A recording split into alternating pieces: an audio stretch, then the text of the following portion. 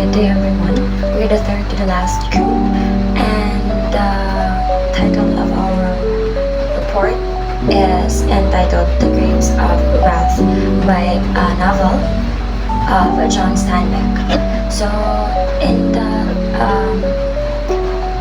right side of the PowerPoint, you can see the cover of this book, the front cover of this book. So onto siya. Proceed to the introduction. This book is published on 1939, in the year 1939, and its setting was focused on the Great Depression and the Dust Bowl era in the United States. And the central theme of this novel is migration, poverty, and resilience. Moving on, we have its proper introduction. So, the Grapes of Wrath. During the Great Depression, the Joad family is forced off their farm in Oklahoma. So, it's like one introduction / summary.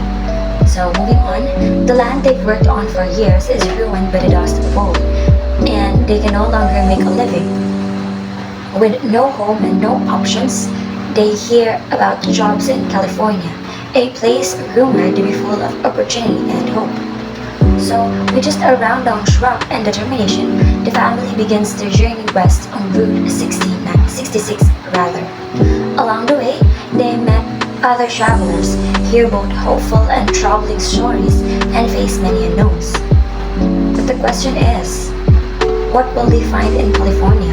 Will it be the fresh start they dreamed of, or something entirely different? Steinbeck's stories invites readers to wonder about the strengths of the human spirit in the dark times. So in the last part of this video, we will be presenting a summary of this novel, and you will see what will truly happen. Yes. These are the characters of the novel. First is Tom Joad. Tom Joad is the protagonist, recently paroled after serving time for manslaughter. Next is Ma Joad, the matriarch of the Joad family and the emotional backbone of the story. Next is Pa Joad, the father of the Joad family, responsible for providing for his family. Next is Jim Casey, a former preacher who joins the Joads on their journey. Next is the Rose of Sharon, or Rosa Sharn, Tom's pregnant sister, who begins the novel as naive and self-absorbed. Next is Grandpa Joad. He symbolizes attachment to the land and the past, dies early in the journey. Next is Grandma Joad, a pious and strong woman who also passes away during the journey.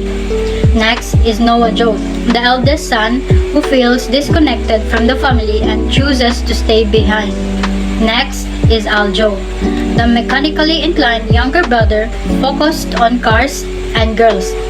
Next is Uncle John, a guilt-ridden, introspective character who struggles with his past mistakes. Next is Molly Graves, a neighbor who refuses to leave his land despite eviction, representing attachment to the past. Next is Ruth T. and Winfield Joad, the youngest Joad siblings, whose innocence provides glimpses of hope and normalcy amidst hardship.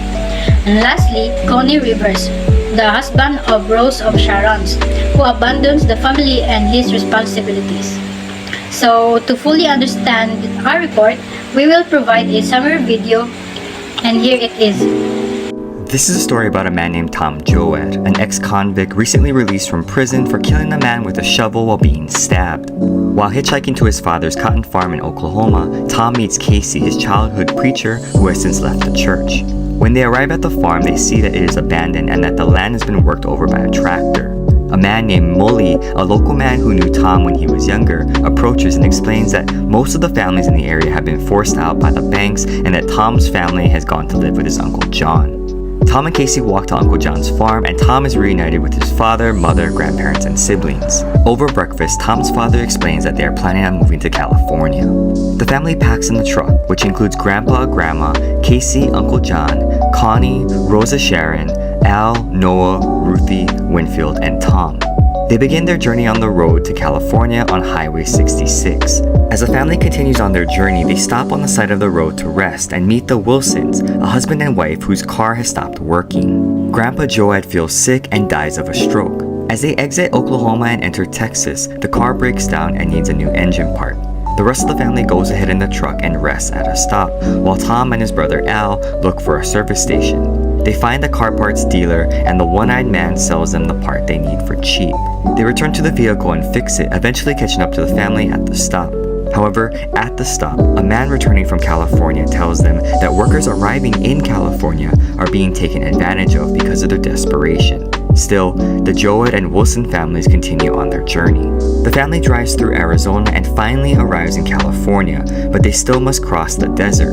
At a local encampment, Tom's brother Noah decides to stay, and the Wilsons urge the Joads to continue without them because Mrs. Wilson is near death. With Grandma Joad nearly dead, the family packs up and makes the final push into California. However, Grandma Joad never sees the orchards and the city lights of California as she dies in the back of the truck.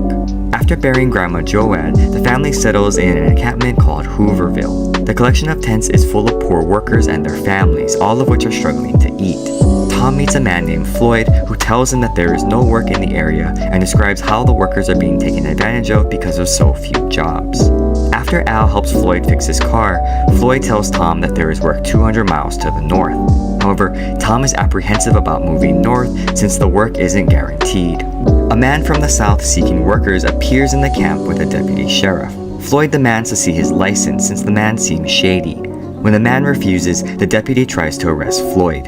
Floyd runs away and Tom trips the deputy. As the deputy fires his gun at Floyd, Casey knocks out the deputy and turns himself in when more deputies arrive. Tom decides that Hooverville is not safe, and so they pack up their belongings.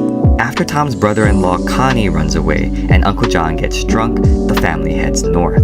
They are forced to turn around by a pack of angry people, but Tom waits them out as he watches as they burn Hooverville. Angry, Tom turns the truck toward a government camp called Weed Patch in the south that is rumored to have nice amenities and no sheriffs.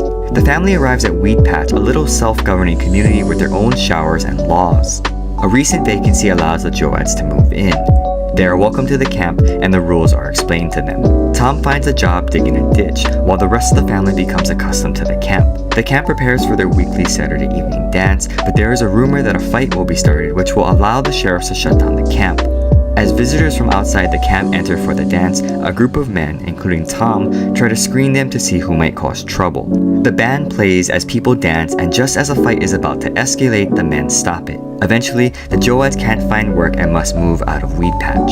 The Joads find work at Hooper Ranch and are escorted past a line of picketers. After picking peaches for a day, they barely have enough money for dinner. That night, Tom investigates the picket line and reunites with Casey, who is leading the picket. Casey tells Tom that he's learned about the strength of a union and how they keep lowering the wages. However, a group of men attack them, leaving Casey dead. In response, Tom kills one of the men but gets hit in the face. Tom returns home and can't return to work because of the injuries to his face. The wages are lowered just as Casey predicted, and as suspicions grow about the killing at the picket line, the Joads decide to leave the camp. On the road, they see a sign cotton pickers. After finding residence in a boxcar, the family picks cotton and collects a fair amount of money to buy food. However, the cotton is running low and soon everyone will be looking for work. Ruthie gets into a fight with another girl and accidentally says that Tom recently killed a man. Ma gets worried and gives Tom money to run away. Tom accepts the money and leaves, saying that he's going to try to continue the work that Casey started, trying to set up unions and organize people. It begins to rain, indicating that field work has stopped. Al meets a girl named Agnes and they want to get married. Ma doesn't want Al to leave because he's the only one who can drive the truck. Rosa Sharon, Tom's sister, begins feeling sick and starts to give birth during a rainstorm. As a nearby river begins to flood, Pa and some of the men begin digging a bank to stop the rising water. However, the water continues to rise and eventually floods their truck. Rosa Sharon gives birth, but the baby is born dead. Uncle John is told to bury it, but he lets it float downstream. The rainwater rises and begins to flood their boxcar. After trying to protect themselves from the rising waters, the Joes decide to leave and Al stays behind with Agnes. The family walks in the countryside and sees a barn in the distance. In the barn, they meet a dying father and his son. In the end, Rosa Sharon breastfeeds the man so he can recover from his illness.